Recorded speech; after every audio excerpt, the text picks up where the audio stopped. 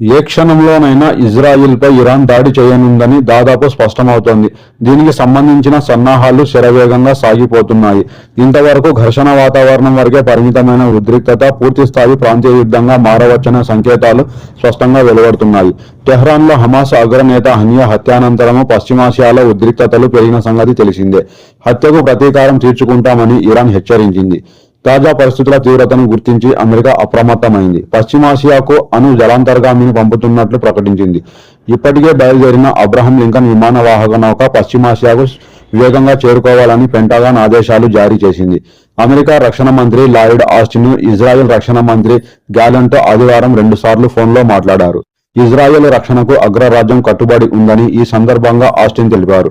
రానున్న 24 గంటల్లోనే ఇజ్రాయెల్పై ఇరాన్, లెబనాన్లు దాడి చేయనున్న వార్తలు వెలువడుతున్నాయి.